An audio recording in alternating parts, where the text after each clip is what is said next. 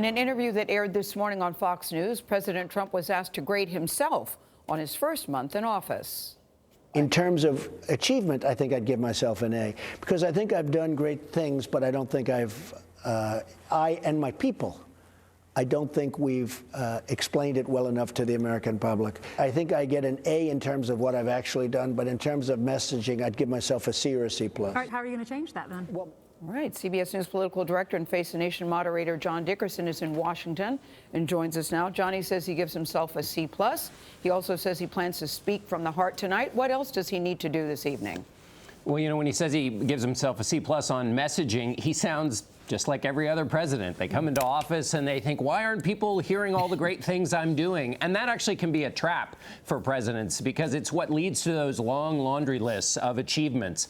And that's fine if you want to spend your time doing that. But he has other things he can use this big moment for. One is making the argument for his budget, for the health care changes that he's bringing in, is to use the moment to frame what's coming, because what's coming will be complicated, as the president now says about health care. It turns out it's a super complicated thing to do. Everybody who's been wrestling with it knows that, but he's coming into it new. So he needs to use the moment to do that. And then secondarily, he needs to give those lawmakers some cover, some line of attack that they can use when they're facing these town halls or facing political pressure. He needs to help them.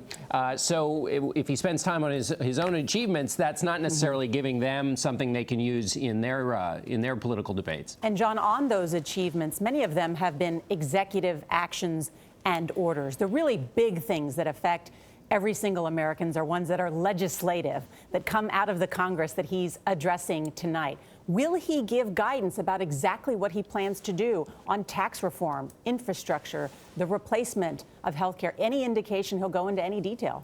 You've put your finger on where we are in the history of the Trump administration. He's done the easy stuff. Now, obviously, it wasn't easy, but easy relative to policy that you have to get through the whole legislative process, which is hard and complicated. He will give direction, and a good speech will give emotional power and direction to those issues you talked about.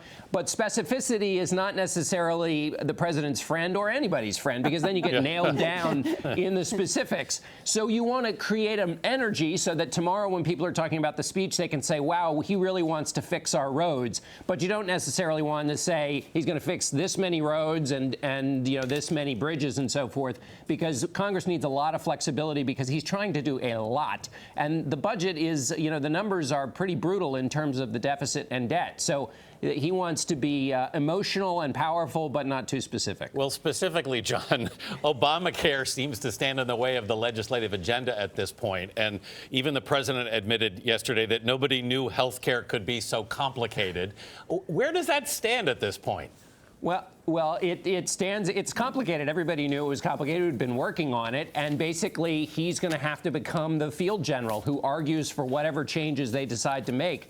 But he's made some big promises that everybody will be covered, that the coverage will be better, that people will be able to pick their doctors.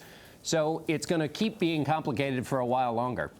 All right, John, thank you so much. And we'll see you tonight, John, because John will join Scott Pelley, Gayle King, and me, along with our entire political team in Washington tonight for live coverage of the president's address to Congress. It starts at 9 p.m. Eastern, 8 Central. And tomorrow morning, we'll have a complete wrap-up, including a live interview with Vice President Mike Pence from the White House. I'll be there with the Vice President in his ceremonial office. That's tomorrow on CBS This Morning.